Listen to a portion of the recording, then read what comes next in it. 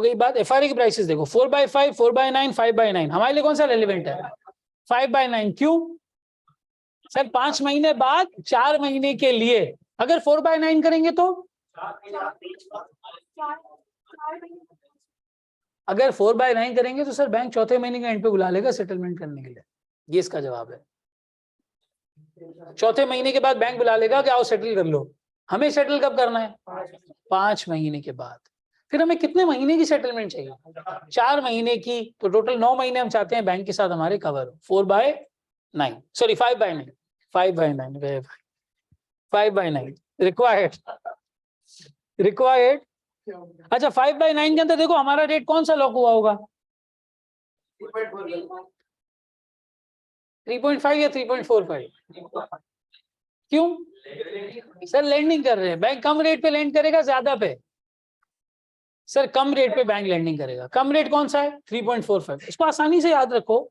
जब भी तो इंटरेस्ट रेट दिए हो तो जो ज्यादा वाला है वो बोरोइंग का रेट है, जो कम वाला है वो लेंडिंग का रेट है। आपका केस कौन सा है? लेंडिंग का। तो बैंक अगर आपको एफआरए ऑफर करेगा तो कौन सा करेगा? लेंडिंग वाला एफआरए ऑफर करेगा। वो कितना था? 3.45। एक्चुअल में आउटकम क्या हुआ? क्या भाई बैंक सब अलाउ मी। तुम आज बैंक जाते हो, ठीक है, बैंक में अकाउंट खुलवाते हो। बैंक वाला तुम्हें इंटरेस्ट रेट की शीट देता है, कहता है सर ये इंटरेस्ट रेट से हमारी ये शीट आपके पास। उस शीट में 2 रेट लिखे हुए आ रहे हैं, 15-17। तुमने कहा अच्छा अगर मैं आपके पास पैसे रखवाऊंगा तो आप मुझे 17% इंटरेस्ट देंगे, और मैं अगर लोन लेने आऊंगा तो आप 15% सूद लेंगे। तो बैंक वाला कहेगा सर आप 3 दिन फिर यहीं रहेंगे।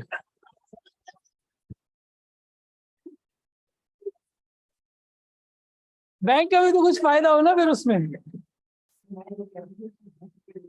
हाँ हाँ, बोरिंग के केस ज्यादा। थोड़ी तफरी हो गई, सब असली है यार, कोई बात नहीं।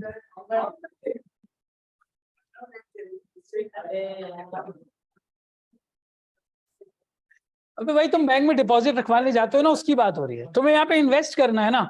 तुम्हारा डर ये है कि इंटरेस्ट रेट क्या ना हो जाए, कम ना हो जाए। तो 3.45 के हिसाब से तुम अपना रेट यहाँ पे लॉक कर दोगे। एक्चुअल आउटकम तुम्हारा क्या हो गया? 3.5। तुमने बैंक को ये बोला कि यार मैं 3.45 पे अपनी ट्रांजेक्शन लॉक कर रहा हूं। एक्चुअल आउटकम तुम्हारे पास कितना आ गया? 3.5 का आ गया। 3.5 का मतलब तुमने एक्चुअल स्पॉट में ट्रांजेक्शन कितने रेट पे की होगी? 3.5 प्लस 0.6 कितना बनता है? 4.1। 4.1 पे की होगी। यहाँ तुम्हारा जो है 3.45 के ऊपर वेरिएबल रेट जो है वो लॉक हुआ था। अब सॉल्व करो। स्ट्रैटेजी यहाँ पे लेंडिंग के हिसाब से सेल करने वाली होगी। सेल करने वाली होगी। आप 3.45 पे सेल करेंगे और 3.5 पे उसको बाय करेंगे। अब ये डिसाइड करो कि तुम्हें गेन हुआ या लॉस हुआ, ये तुमने सोचना है खुद। और कितने महीने के लिए होगा ये भी सोचना। रिकॉर्डिंग पॉज कर दो। अब एफआरए की बात करते हैं। सर एफआरए के लिए हमारी स्ट्रैटेजी यहां पे क्या होगी? सर स्ट्रैटेजी होगी सेल नाउ बाय लेटर। ठीक है। अब हमारे यहाँ पे तरीकाकार क्या होगा? सर हेज किस तरह करेंगे हम?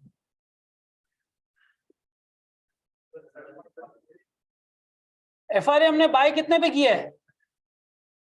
Sorry cell. सेल कितने पे किया एफआरए हमने? 3.45%। सर 3.45% पे हमने इसको सेल किया है। अब हम बाय कितने पे करेंगे? क्लोज कितने पे करेंगे? सर जो एक्चुअल रिजल्ट आया, रिजल्ट कितना आया? 3.5%। यहां में माइनस करो कितना बनता है?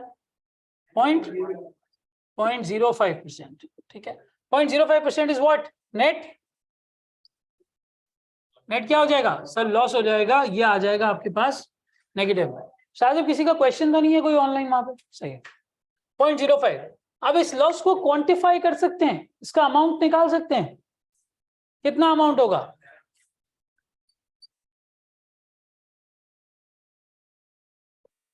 सर कितना अमाउंट एग्री किया था हमने उनसे? 7.1 मिलियन। कितना लॉस हुआ? ये किसको पे करेंगे हम? FRA के बैंक को 0.05%। कितने महीने के लिए सर?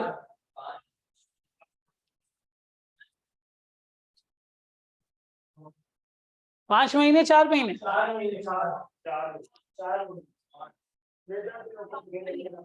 5 महीने के लिए, 4 महीने के लिए, कोई 3 महीने वाला,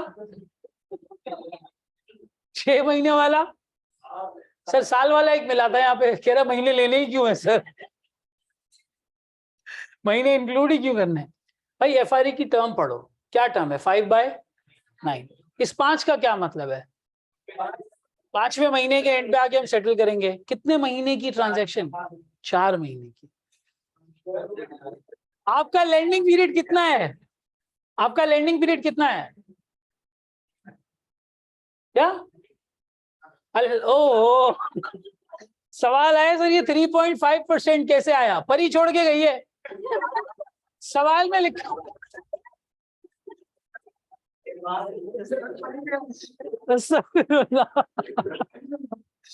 अरे सवाल में लिखा हुआ है, रिक्वायर्ड में देखो, इफ लाइबोर फेल बाय 0.5%, 4% अभी का रेट है,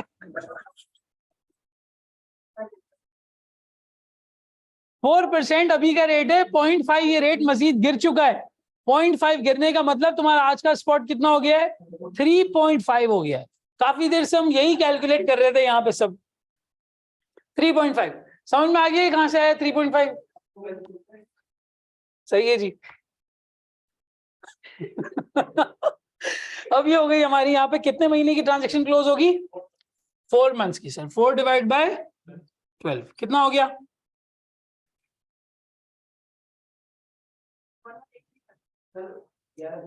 1183।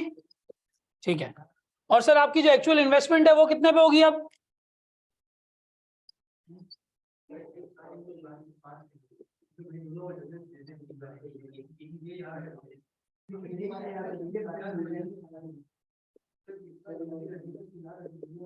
$3.5 प्लस 0.6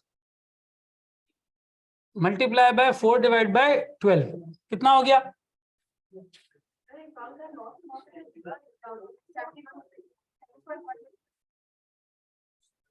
FRA, फ्यूचर्स नहीं है, फ्यूचर्स नहीं है। कितना अमाउंट है यहाँ पे?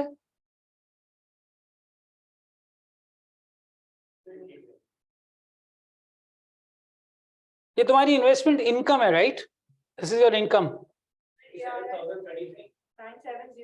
यही है ना जो यहाँ पे कैलकुलेट किया हमने, 97033। करो, कितना है? 95850। This is your net income.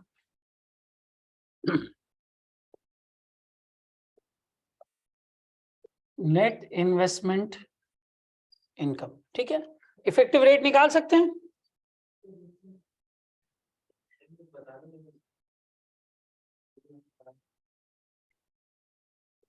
$95,850 divided by 7.1 million multiply by 12 divided by 4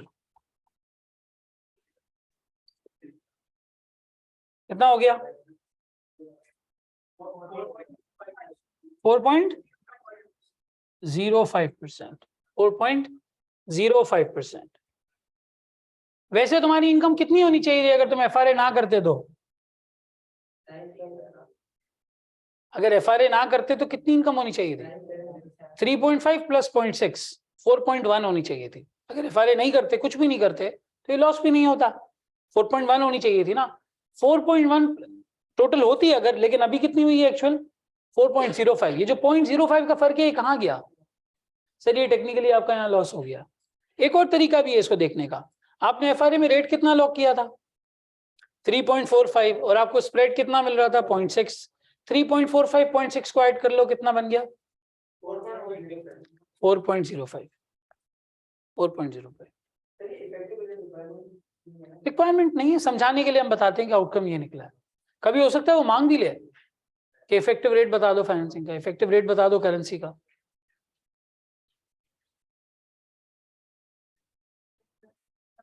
कौन सा इफेक्टिव रेट है? ये भी हो सकता है इफेक्टिव रेट मांग ले आपसे, भाई देखो यहाँ पे तुमने कितने पीरियड के लिए एफआरए जो है वो सेल किया है?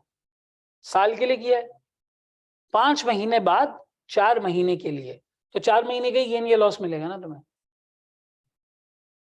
समझ आ रही है बात? अच्छा गोरा है ना एसीसीए के अंदर, इसकी भी प्रेजेंट वैल्यू लेता है 97,033 की। प्रैक्टिकली मैंने वैसे आईकैप के जो पुराने सॉल्यूशंस देखे ना एफआरए, कभी भी आईकैप ने टेस्ट किया है, उसका सजेस्टेड सॉल्यूशन दिया है, कहीं भी प्रेजेंट वैल्यू नहीं ली है। लेकिन अगर कभी आपको एग्जामिनर ऐसे मांग लेता है कि आप उसकी प्रेजेंट वैल्यू टर्म्स में निकाल के दें, तो आज का इंटरेस्ट रेट उठाओ कितना है, 3.5। 3.5 पे इसकी प्रेजेंट वैल्यू ले लो 4 महीने। क्यों? क्योंकि सर ये 4 महीने के आखिर में नहीं, शुरू में सेटल हो रहा होता है, तो बैंक आपको प्रेजेंट वैल्यू टर्म्स में पैसे देता है। तो सर अगर कभी प्रेजेंट वैल्यू रिक्वायर होती, if present value is required, तो किस तरह कर सकते थे सर? फिर आप करते हैं 97,033 multiply by 1 plus 3.5% into 4/12 minus 1, कितना बनता है?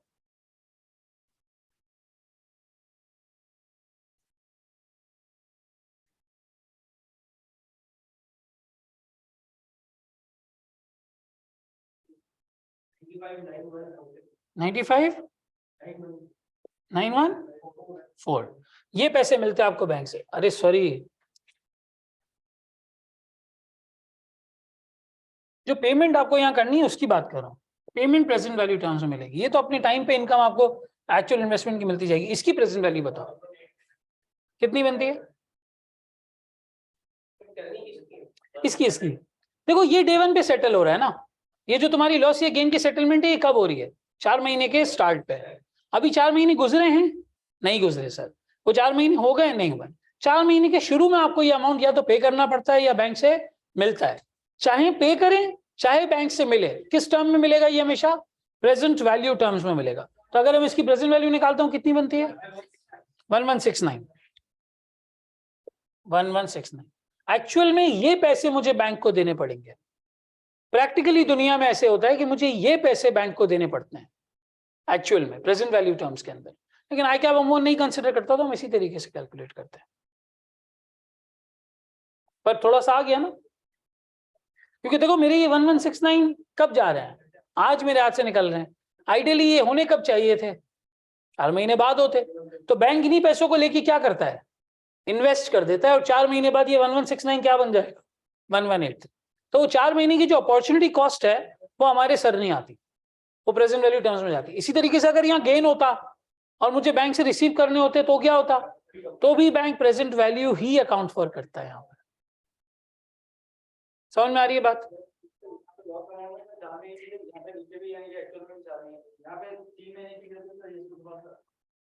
ये 3 महीने क्यों है?